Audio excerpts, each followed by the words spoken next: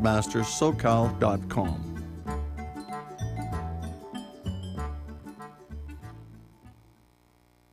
Disney on Ice presents Frozen. Elsa? Do you want to build a snowman? All the adventure, all the moments. Join Anna, Elsa, Olaf, and your Disney favorites when Disney on Ice presents Frozen, the show worth melting for. Tickets start at $20. Restrictions and additional charges may apply. Coming to Long Beach Arena April 19th through 22nd and Citizens Business Bank Arena April 26th through 29th. Visit Ticketmaster.com for details. You've tuned in to KCAA, the station that leaves no listener behind.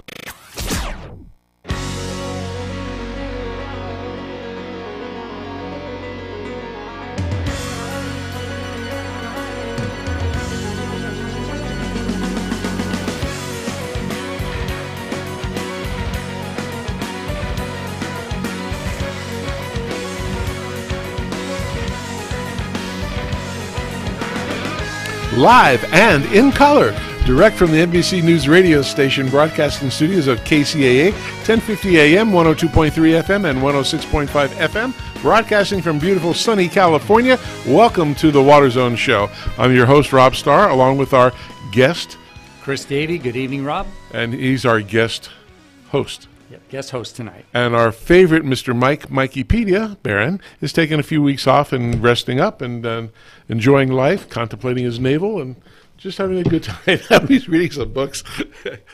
We can call him and get in some serious discussions like, what's the meaning of life?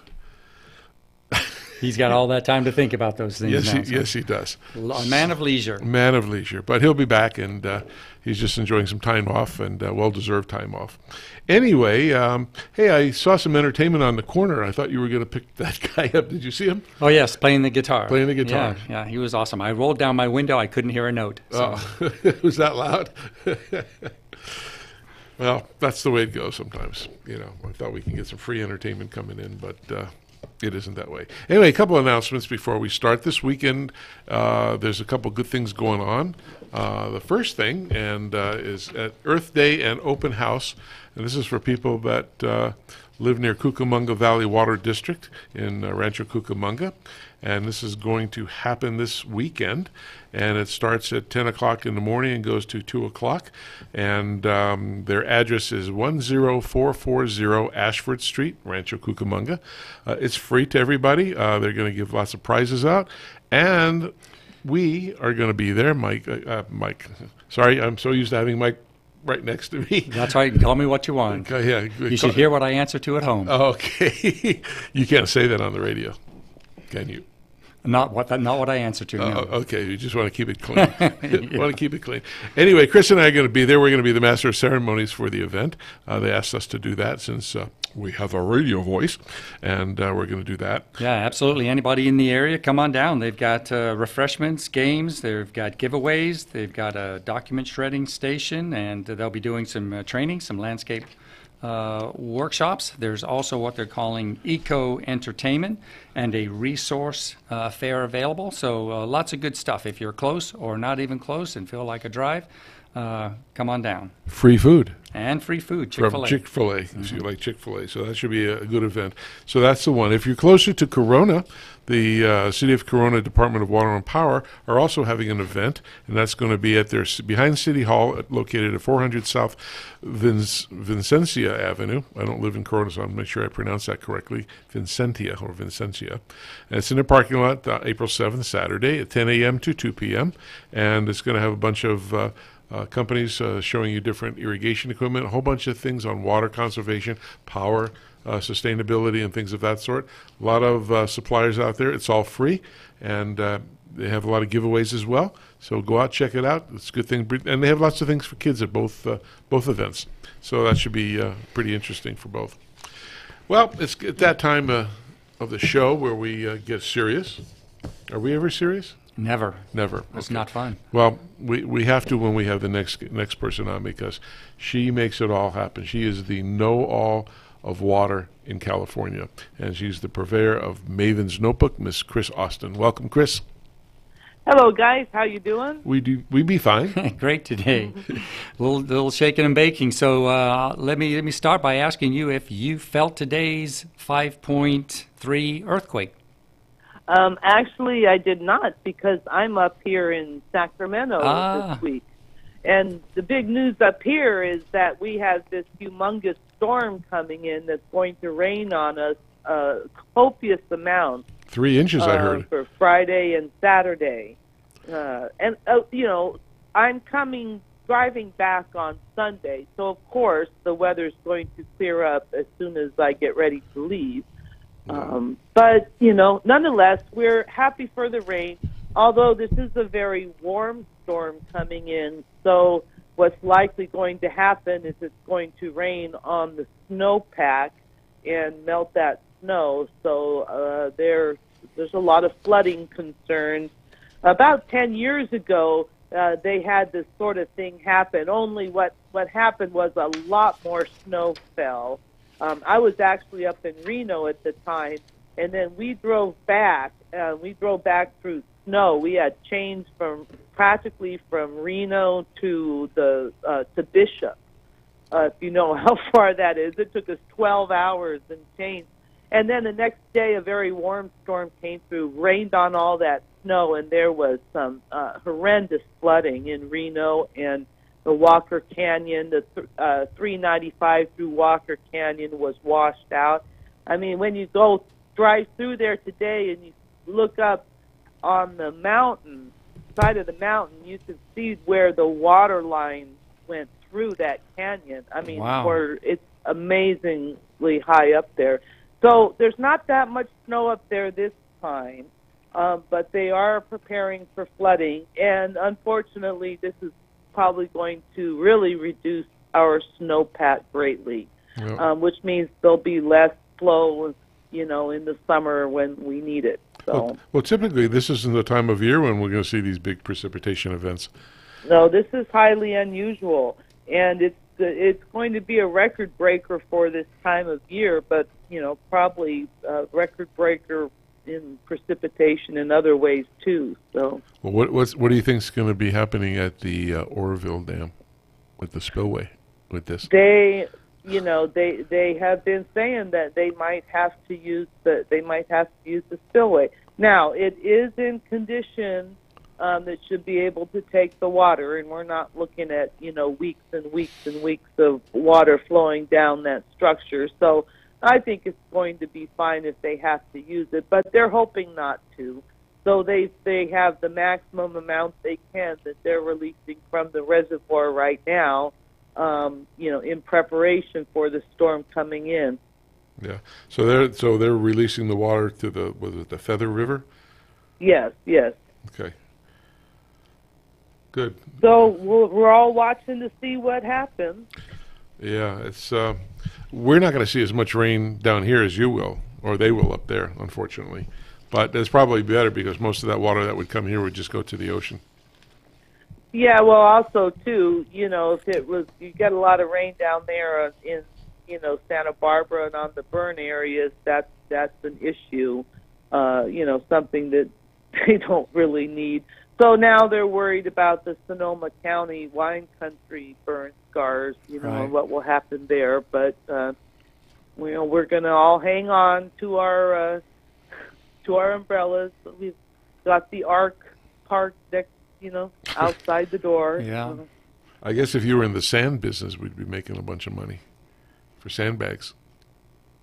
Well, probably not a whole lot because the fire department, you can do it for free, but you have to fill them up yourself. Yeah.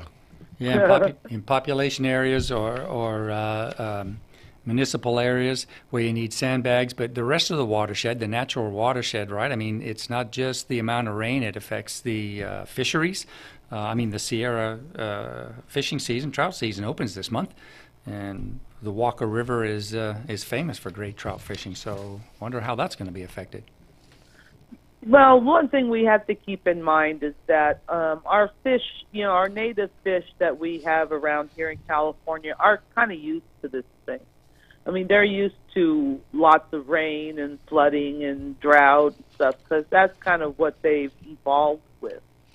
So, I think that the fisheries will probably be in pretty good shape. And, the consensus is that there's pretty good space in the reservoirs because it hasn't been a particularly wet season. So they'll be able to catch some of this rain that comes down. It's, really in the burn areas where, just getting all this stuff, toxic stuff washing into the waterways and silt is, that's a little bit of a problem, but not much you can do about that after the wildfires. Well, I heard San Mateo, their County Resource Conservation District, was awarded $31 million in grants to restore the habitat for the salmon and steelhead trout. Yeah, we're working on trying to get those fisheries back. Yeah. We need the habitat. We need to kind of get, more. We need to get more water onto the floodplains, and not be building in our floodplain in the first place. So.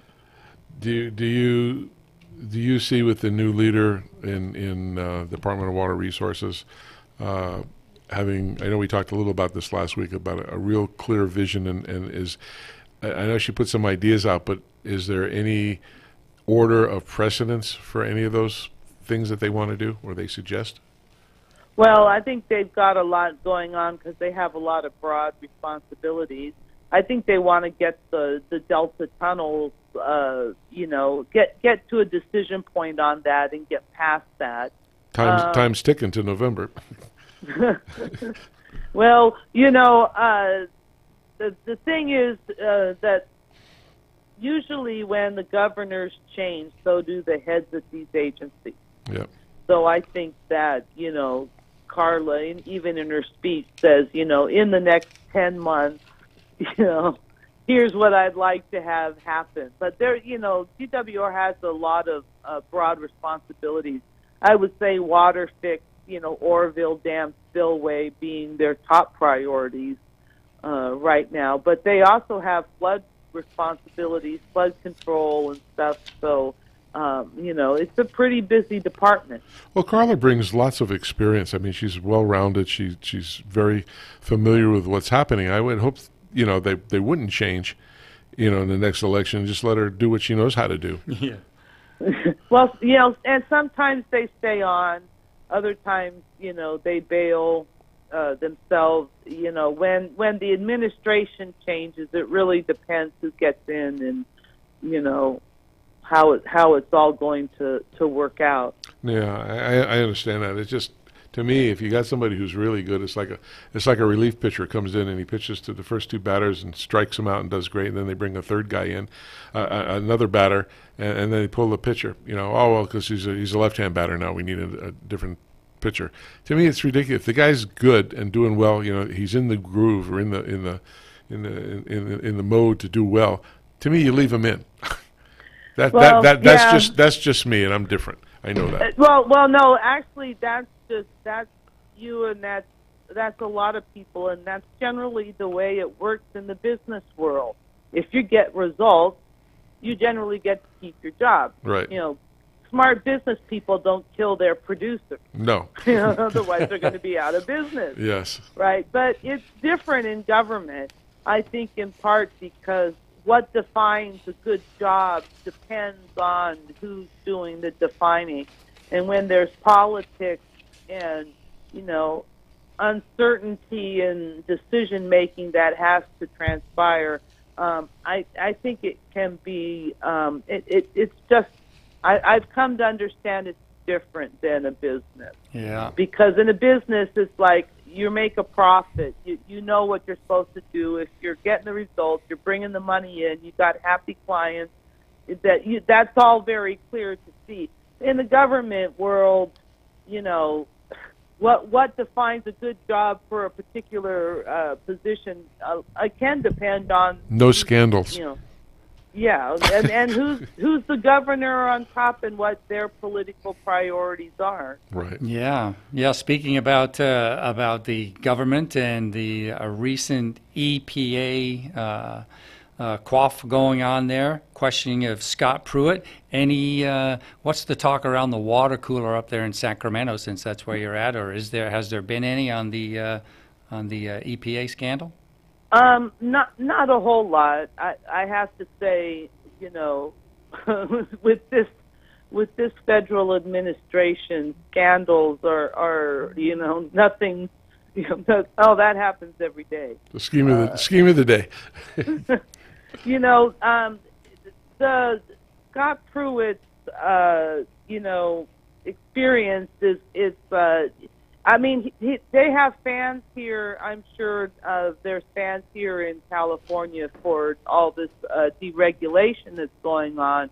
But I still believe the Region 9 office of EPA, which covers California and the western states, and it's headquartered in San Francisco, I do believe that they are still without an appointee, Trump administration appointee to lead it, pretty much because nobody wants to be in charge of you know, California has a lot of pride in their water quality and their environmental regulations, and it's been you know, in part why we've been able to make some great progress. I mean, do you guys remember what the air pollution used to be like? Oh, in yeah. LA As a 20 kid growing, years ago? yeah, as a kid growing up here, I absolutely do. I remember the tightness in the chest and the days when you'd have to come in.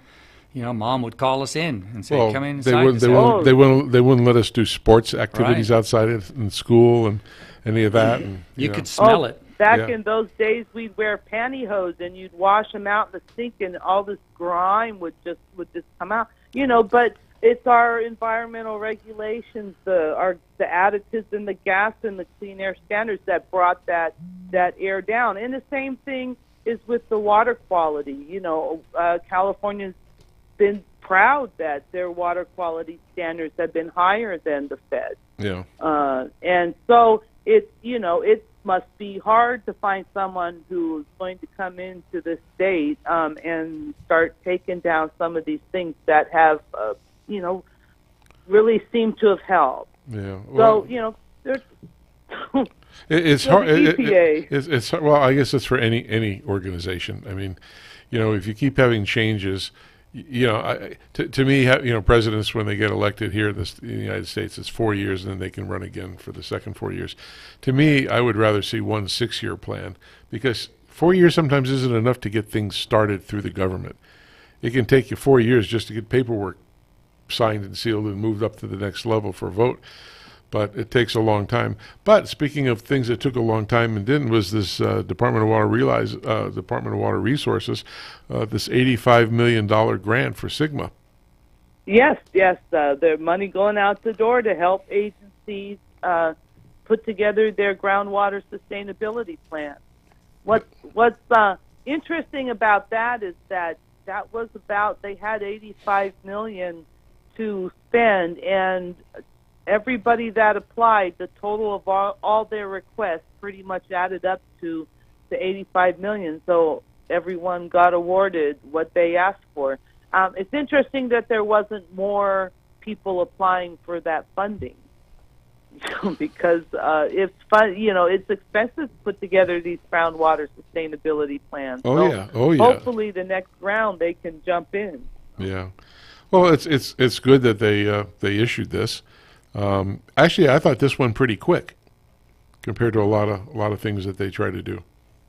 Yeah, well, they had it. You know, they have the money set aside. It came from Prop 1, and they had it to go to, you know, roll out in stages. You know, because they knew that they need to, you know, help the agencies and particularly the counties that have taken on this chore of Sigma implementation. So they know they need to do that, and I do believe there's probably a round 3 that they'll probably start in 6 months to a year for further support. Well, that's a good thing. I'm glad that happened. Hey, I know I've been reading stuff about what's called in our industry Article 21 water. And there goes the chuckle. Yeah. Well, that's why we have you on, Chris, because we need somebody to straighten us up here. So, And whoever writes about Article 21 water, but me. yes, you do. Maybe you can give our listeners a little background on what this is.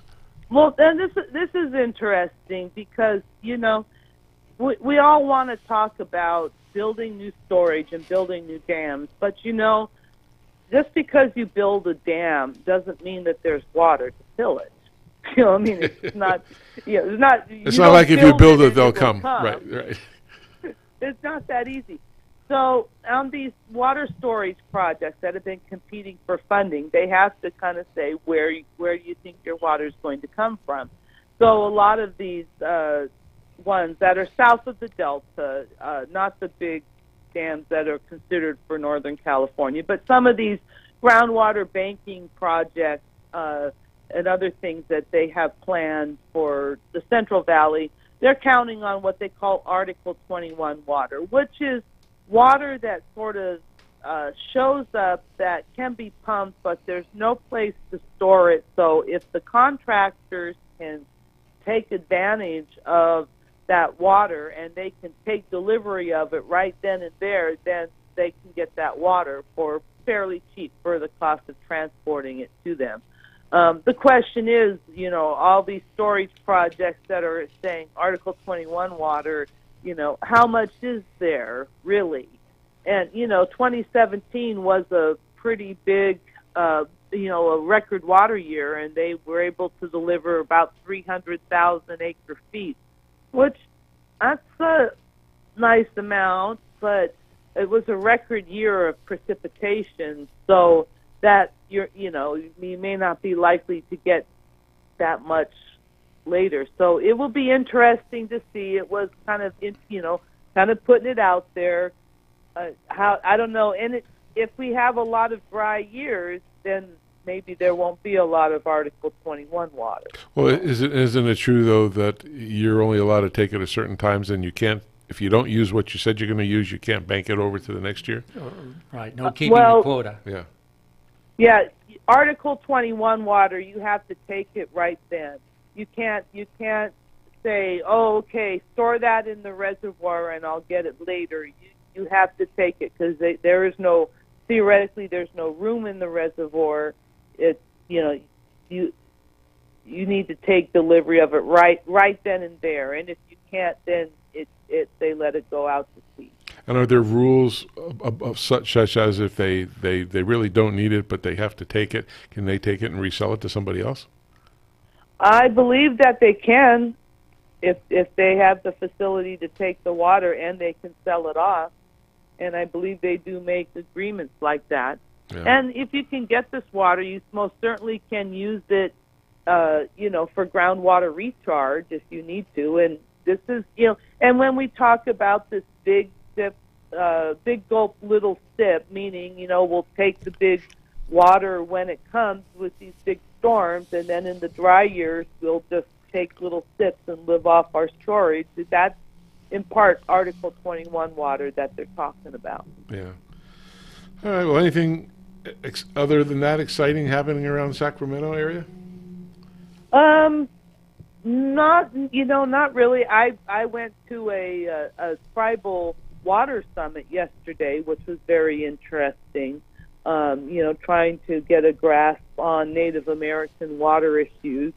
It's quite a thorny subject, yes, you could say. I don't know. We could talk for another hour on that. So. Oh, well, why don't we do that next time? Let's just talk about that the next time, because I think that's an interesting. I really do think it's an interesting subject, and a lot of people don't know about any of this. A lot of our listeners don't know. Yeah, and it's something I keep trying to learn more about and trying to get a grasp on. Yeah. It's a very multifaceted problem. Yep, I totally agree. I mean, I think I got to say, Chris, having you do the news with us is amazing to me. I mean, I get more information talking to you than I do when I try calling around the state and asking people all kinds of questions, because I can't even get to the people I need to. half the time to get the answer. So this is a good, as I've always said, this is a great Bible for anybody that wants to know what's going on in California with water. And anybody who wants to listen or read this stuff, you just go to www.mavensnotebook.com, and there's a space there that you can go look at to even help support this and make a tax-free donation. It is a 501c3 operation, and it's a good way to learn what's happening. And because people go to these city meetings and county meetings and water meetings, and they only know sort of some of the things about it. And now this is a better way to get all the information. When you come in, and having information is important, it makes you smarter. So I suggest to all our listeners to go to Maven's Notebook and also contribute if you want. I think it's a great source of information. Is for us. It is indeed. So enough said on that subject. Well, thank you very much. You're very welcome. We'll talk to you next week. Okay, have a good evening. Drive safe and don't get wet. Okay, I got my arc. Stay dry, Chris. Bye-bye. Bye-bye. Okay, we're going to take a little break, and we'll be back with some special people. And remember, you're listening to The Water Zone on KCAA Radio.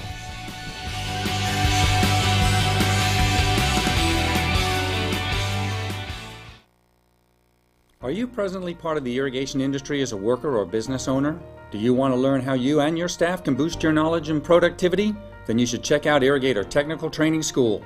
Irrigator Tech is the leading source of quality instruction serving all facets of the irrigation industry.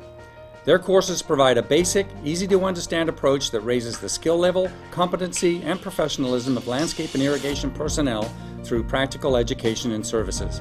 Irrigator Tech combines classroom and real-life hands-on training, leading to a well-recognized certification that both customers and employers demand. Irrigator Tech's specialized courses can help you quickly become a certified irrigation auditor or a certified installer, repair, maintenance, or backflow technician. Courses also include certificates in smart water application or becoming a certified tree worker. Most importantly, all certifications are state recognized, and Irrigator Tech offers annual renewal classes to help keep your certification up to date. So whether you work in California, Washington, Oregon, Nevada, or Arizona, there's an Irrigator Tech class near you. For more information on how to jumpstart your career, call Irrigator Tech toll-free 866-614-1755 or visit them on the web at irrigatortech.com. That's toll-free 866-614-1755 and on the web at irrigatortech.com. Did you know that an irrigation system that has a leak of just 1/32 of an inch in diameter, that's the thickness of a dime, wastes 6,300 gallons of water per month or 75,000 gallons per year? Well, with more solvent cement experience than anyone on the planet, Weldon formulates their products not just to meet a standard, but to exceed it. Weldon products are designed to provide even greater safety margins, often able to make up for common mistakes or less than ideal installation conditions, reducing the chance for leaks and costly callbacks. Weldon's invention of solvent cement over 60 years ago revolutionized the piping industry. From day one, Weldon has led the industry with their broad range of high-performing solvent cements, primers, and cleaners, bringing unique solutions to professional contractors and homeowners. Along the way, Weldon has earned the loyalty of millions of professional contractors who trust their products and depend on their outstanding customer service, live technical hotline, troubleshooting services, and free training.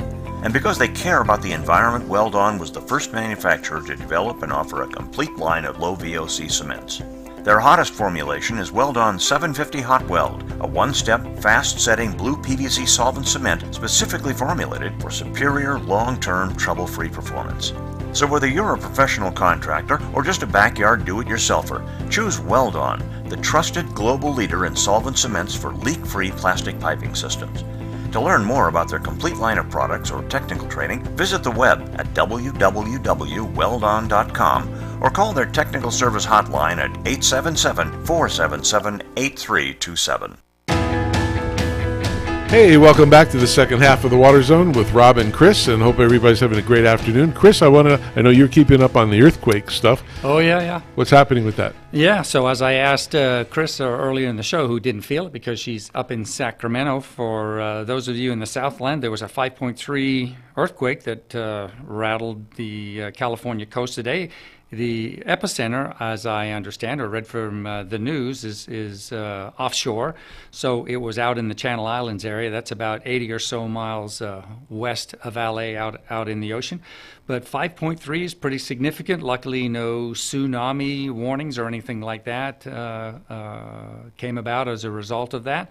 But those of us who have lived in Southern California for a while know the name Lucy Jones, a well-known seismologist forever and ever. Forever. She's world famous. So her comment was, all this did was just move Southern California just a notch around the San Andreas Fault. There we go. North. Everybody tends to think of the San Andreas Fault as the big fault in California, which it is, but there are literally thousands and thousands of fractures and faults in the Southland, on land, in California, and offshore. So, do you know how many earthquakes we have a year in California? I believe it's more than like 3-4 a day that we get. Yeah. Most of them we don't feel because they're 1.0, 2.0 on the scale, but yeah. And the little tremors, we have a lot of those, which we don't call earthquakes. Which we don't call earthquakes. And there's thousands of those that go on. Yes, right, every single day. I see, what was it? I was looking today, and in Africa. Did you see that there's a crack in Africa? Yep. And it says 50 foot wide, yep. And that it's going to separate that portion in God knows how many years, but it's going to roll off and go somewhere else. Right. Well, if I was them, I'd buy property and with the future view of having oceanfront. So there we go. There we go. So that'd be good. Hey, we got a good guest coming up, and I know you know him as probably better than I do. I do. And I consider this gentleman a very good friend and a very good. We played his commercial, so everybody should take heed on that. It's a very good school, which we'll talk about in a little bit. But why don't you go ahead and introduce him? I'd love to. This is a great opportunity for me. We have Richard Daigle from Irrigator Technical Training School here standing by. So I'll let Richard say hi first, and then I'll do a little background on his organization for us. Richard, are you there? How you guys doing? We're doing great. I hope you're the same. I understand you're in a vehicle and you're driving south from a class today. Yep, I was in Paso Robles, and we did a training with a bunch of our members at Wilkins on backflow, and we were working on ACV valves, automatic large, 6, 8, 10-inch valves. Oh. Hey, is that a flashing red light behind you? I know. I was thinking about that too. I was thinking, man, I have to keep the phone down and. Yeah, absolutely. Red, white, and blue stands for freedom, unless it's lights flashing behind you. I like that. How you guys doing? We're doing great. Everybody's doing good down here. Chris is filling in for Mikeypedia and doing a great job. He's not radio shy anymore. I remember he was like Mike the first time we did a show. Yeah, where's the script? Where's the script? Where's that? And but no, this is fantastic. This is great. Chris does a great job, and we're very happy that he stepped in to help out with us, and we're doing great. All right, Richard, wait, I'm so happy you're on, sir, because you and I have had an association for near 20 years or so. But I'd like to welcome you to the program again. I'm just going to give the listeners just a little brief background about Irrigator Tech. Started in 2000, and Richard, correct me if I'm wrong on any of this, but I'm pretty sure I'm right. So it's a membership organization here. It's really dedicated to raising professionalism in the green industry. They do classes for the most part, but are also very effective in industry organizations like the Green Industry Hall of Fame, and they have a special side organization called All Pro. So I'll let you talk about that a little bit later. But I want to just go over just a little bit about what you offer on the classes, that the fact that they're all pretty much trade-based, right? So they're hands-on and very interactive.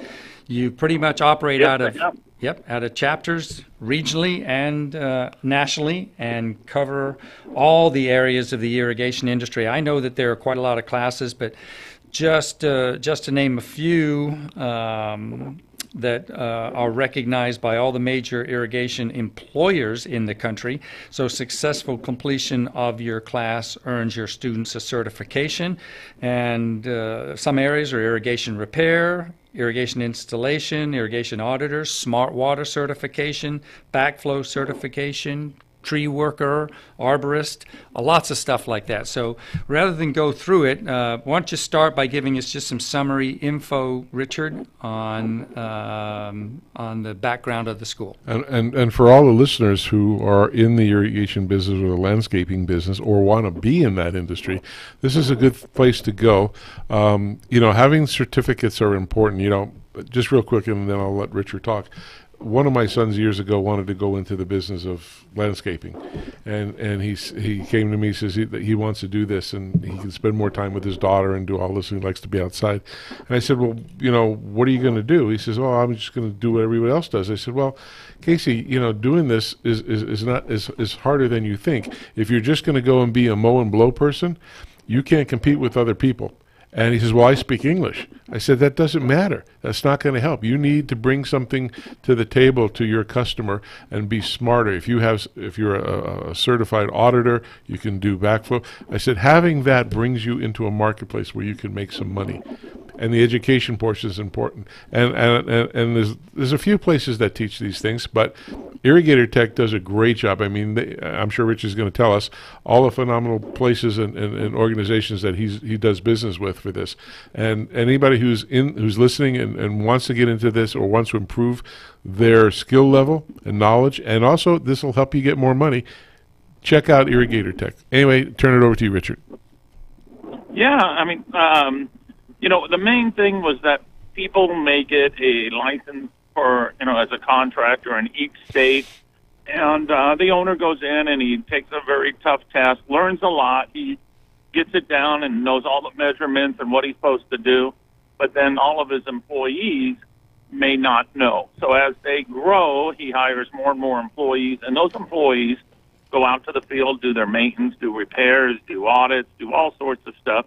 And they don't necessarily need to get a license, but they need to be certified. They need to know, because they're representing the owner of that company and they're representing our industry. And, of course, they want to grow so they can make the owner of that company more money, so then they can make more money. So they come to a class that we offer in service, repair, or install, and then they work their way up, and they're doing it the proper way.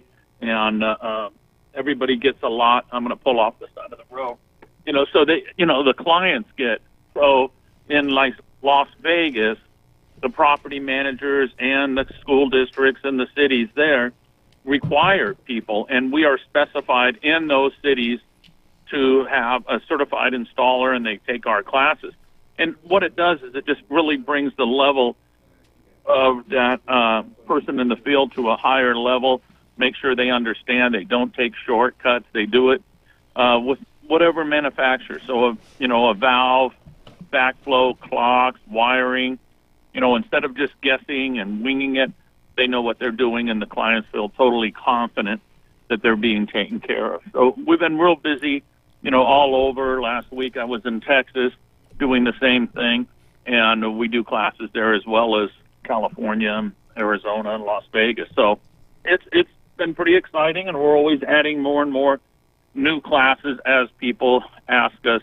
We would love to expand in this, and that's how we've expanded into the backflow and automatic control valves and the bigger valves, bigger stuff out in the field. So if people want to learn, they ask, and then we start to develop that curriculum. Yeah, and it's aside from the book stuff, it's hands-on. I mean, especially, hands-on, which is really important.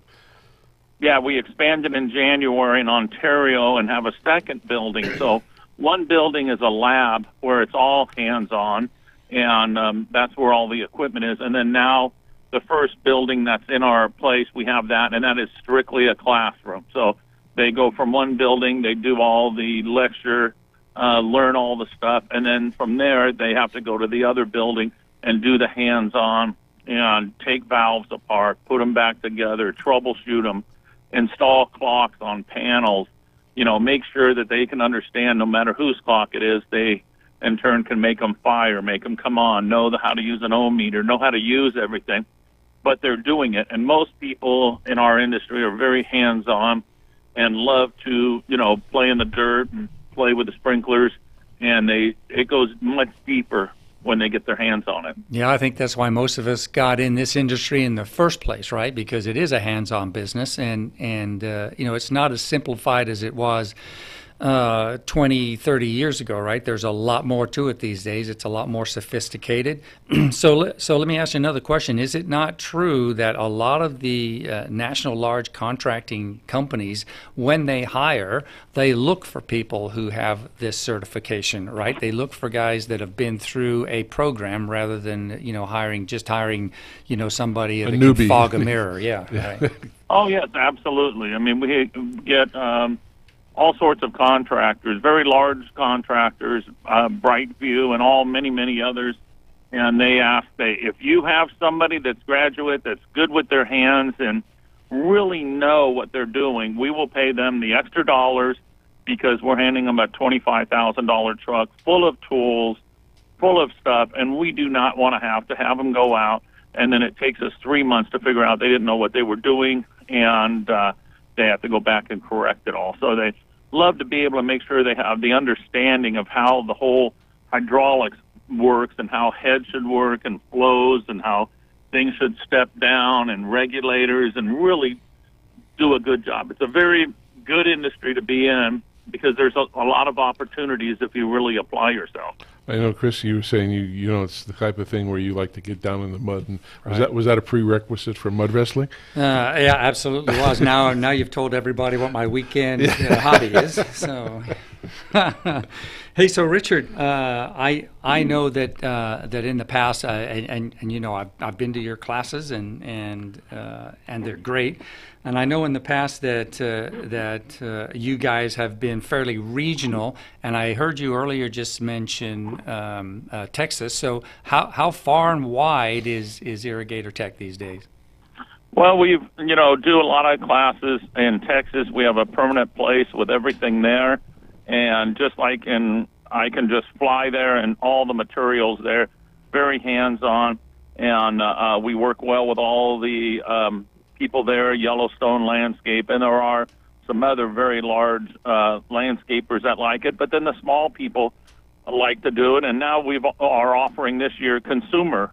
So consumers can come and they can get a little bucket full of drip and different specialized things, and it's like $25, and they can take a class on a weekend and learn how to retrofit and help them make decisions and feel that they're, getting the best value. And so they get a little bucket and they got a little lid on it, and they take it all out, and we show them how to, put in a couple different little systems. And then if they want to hire somebody, we'll help them find one of our certified contractors. Or if they just want to have a little place and they want to do it themselves, we help them and give them guidance to be able to get the product and through any of our, commercial distributors, and that they have a touch and feel and they played with it in the classroom. I can attest to that because about a year or so ago I had a problem at my home with my landscape guy. They couldn't find a valve. We counted them all. We knew how much stations we had, but we couldn't find the valve. I telling Richard about it. He was on the show, and within a week he was there with somebody, and in a matter of 5 minutes they found it and made a YouTube. That was pretty amazing. Made a YouTube thing, and thank you very much. My wife and I really appreciate that. You guys did a great job, and so that's a good thing. How long? We love showing that video and telling that story. I mean, because it was just 9 inches over and 6 inches down from your other valve box. Yeah. But it was 6 inches down, so it was not easy to find. But with the right equipment and the right, tools that you have, it boom, boom, boom, and just keep on following that equipment, we found it. Oh. Uh-oh. You okay, Richard? You all right? Look in your rear view mirror, Richard. No, I pulled over. Well, I know you pulled over now. I hear the siren come. Is it a trooper or what? No. Sorry, we had to do that. Hey, how long are some of the courses? I mean, if somebody's listening and they want to go, I know you have thousands of classes. Yeah, here. Usually most of them. Like if you want to get your state license to be a backflow tester, then it's required to do 10 hours on each backflow. And so it's a 40-hour class. They can come for 5 Saturdays, and then they do their final. They have little midterms, and they do testing. And pretty much about 80% of that class is we're on the grass in front of the building, and we are just testing and troubleshooting and testing at every possibility that may happen with that unit itself. And backflows are used in irrigation and fire sprinklers, for Coke machines, for hospitals, for dentist offices, air conditioning and heating. So it's, that one little segment of backflows really stretches into many, many things. Right. Do you get into water meters and having people take them apart and put them together? We work with that. Like the people we were with today, they had people from Canada, and we were asking them, and backflow business is big there. There's not enough testers in Canada. And then we had a group of people from Chicago that came in, and they were testers, and, they charged. They said, we're booked every day. Two guys normally do about, I think it was 70,000 backflows a year, and they normally average, their pricing was from $100 to $125 a test. And then if things have to be troubleshoot, they do all that or replace them because they do get old and worn out as well. So it's nice to see people. This year we've had people that on a Friday call us and say, can we come next week for the whole week? And we said, yes, sign up. And they flew in from Denver. We have people flying in. It just, every day it amazes me that people will, call us and say, it's snowing here. We don't move snow. Can we come and recommend a hotel, and we're going to stay the week and take your class? Oh, well, that's great. I mean, I've known you for a long time, and I know some of the people that you trained. I mean, you got thousands of people. And I got to tell our listeners, if you really want to get ahead in your business, in the irrigation industry, check out Irrigator Tech. And I know it sounds like a commercial, but I'm being sincere here. I don't recommend tons of people and tons of products and things, and we don't even promote our own products on this show. But you provide a service that's desperately needed in this industry, and when people graduate high school and, like you said, they're handy with their hands and they want to do some things, they don't know where to go, and like you said, a lot of these big companies don't want to waste the time and money to hire people and give them, like you said, a $25,000 truck with all the equipment and everything else to do that. Yeah, it's not the same. Yeah. It's not the same business as it was 25 years ago, right? You can't just go out there with a shovel and a pipe cutter and. Well, you can, but you can, but you're not taken seriously. You'll not be successful. You'll not make it. You're not attractive to employers in the industry. So Irrigator Tech really acts as that training ground, right? It's the place where you go and you can get hands-on, real life in the trenches. Mind the pun, training. What's some of the craziest things that you've heard on stories on people who aren't certified or just people who say they're mow and blow kind of people and go in? Absolutely amazing how people come in. I've got people on that come and they say, well, it was a backflow class, so I pulled out. We had a person in Lancaster. He came with a truck, and he must have had 30 or 40 backflows. And what he did is he just took them out, cut them out, and then put PVC pipe with unions on both ends, compression fittings. And I have pictures of them, and they came with 35 of them. They said, here, test them. And I said, you can't take them out of the ground like that. Well, here's 35 of them. I came here for the class, and I want to test my backflows and bring them back. And I said, well, every install is completely different, right? With a different circumstance. And I said, no. But he, they did the class, and he now has an understanding. The nice thing about it is that if anybody takes a certification for like certified repair technician or install or any of these classes, they pay $25 the next year for their recertification. And then they can come to all those same classes all year long, as many times they want. We get people that come back and say, hey, you know what, I was wire tracking or doing this, and I really need to sharpen my skills. I said, as long as you pay your $25 refresher course, that whole year you can come to the wire tracking class as many times you want to hone your skills. So sometimes, people are adjusting valves or have questions on sprinkler heads or auditing, and I say, hey, you just pay your $25 a year, join the membership, and which is $8 a month, $100 a year. And I say, you can just come and keep on practicing and practicing, because I want to make sure our alumni are the best contractors out there and familiar when they get their graduation. I mean, that they honor that and the people that hire him say, hey, he needs to brush up. Yeah. Hey, that's great. Well, he just keeps on coming until he just feels completely different. Or what they do is they say, hey, I was at this stage 8 months ago, and now I'm at this stage, and now I have a better understanding, and they come back with new questions, new things, and they can keep on doing that as much as they want because, of course, like any company, you want to bond with the people that you work with and make them feel comfortable. So we're mentoring to the people that need that training, and then they mentor to other people as well. Right. You're talking about the repair courses and things. When you go down to a big box store, for example, and you go in and you say, hey, I got a broken pipe and I got some PVC and I got to fix it, and just give me a bottle of the PVC cement. And there's various, forget the brand names, but there's various types of PVC cement. There's stuff that cures real fast. There's stuff that puts on a first stage primer and things of that. And people don't realize what, they call it glue, but it's really not glue. And you're really welding this thing on and attaching. And even the techniques to do that, as simple as a simple pipe repair, it's more technical than most people know. And having the right tools. Yeah, most people in our classes, they say, why would I take a pipe fitters class? You just grab it, cut it, do this, do that. And then you get the ASTM standards, which are plumbing standards, right, which are the strongest standards in our industry. And then you open that up and say, well, our class is holding to that. So here you got to cut it, you got to ream it. What are you talking about reaming it? I said, if you cut the Schedule 40 pipe and it's flat, and without you reaming and cleaning it, like if you were doing a solder pipe, you're just going to push that glue to the back. Right. So when you ream the inside and the outside, you almost make a little V on it, and it pushes the glue evenly with a little twist, so that solvent cement gets evenly completely around and makes it, and they go, wow. And I said, you got to remember, a plumber or waterworks people are doing, if the pipe breaks, it's inside of a building, and the drywall, everything gets destroyed. Yeah, it can't be just a little leak like on the grass.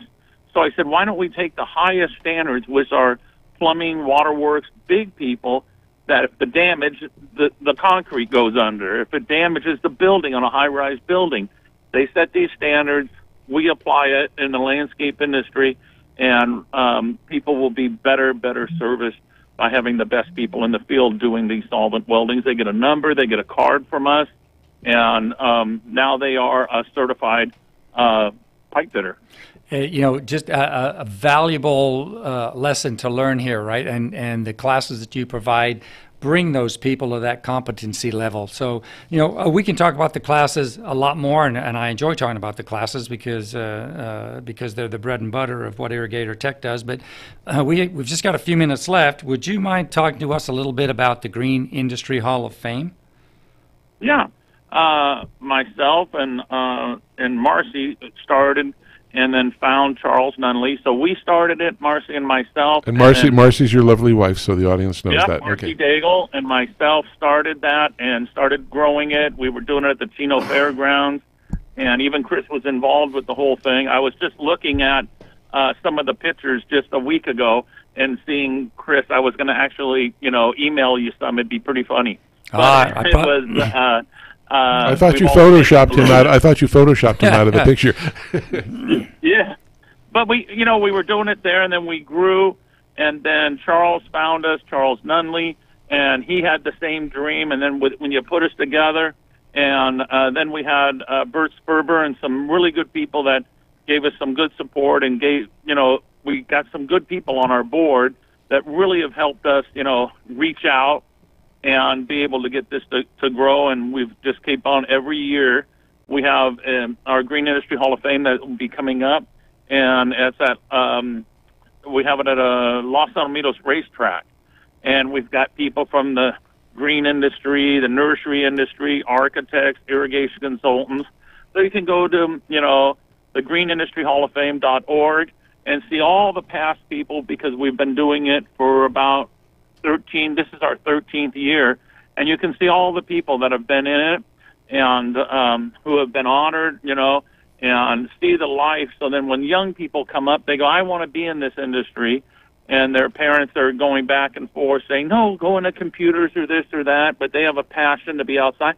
They can look at that Green Industry Hall of Fame and say, these people wanted to do it, and look at how they carved their careers and are making a nice living, and I want to be able to, do trees, do irrigation, and go to work for, large companies and, be mentored by the Toros and all the other people in the world and take care of their families, that's what they get to hear directly from the people who are inducted and hear their stories and how they started and what the rewards are. There's lots of videos, and there's lots of antiques and videos and different things that we do all year long. So we definitely would love people to, if they want to donate $5, $10 to help us do it if they can't come. Any donations are always good, and then we're always building to ultimately have a location so young kids can come visit and see the gardens and see what our whole industry is about. Let's get everybody aware to how do they reach you? How do they reach Irrigator Tech? They can go they could go to Irrigator Tech. They could call, and Marcy's always usually answering the phone, and we have a good team of people that are helping her and supporting her. And that number is? She does one heck of a lot of work, and that's 866-614-1755. And irrigatortech.com, and then for the green industry, they can go to thegreenindustry.org. Okay. Awesome, Richard. Thanks. I can't thank you enough for being on the show. I'm going to let Rob close out for us. Drive safely on the rest of the way home. Yeah, don't get pulled over. And thanks again, everybody. Listen to that. It's a great thing to do with Irrigator Tech. Anyway, you guys have a nice weekend, ladies, and we'll see you next week. And remember, the most important thing to do, and I know Richard knows this now. We practiced. Think blue. Good night, everybody. Good night.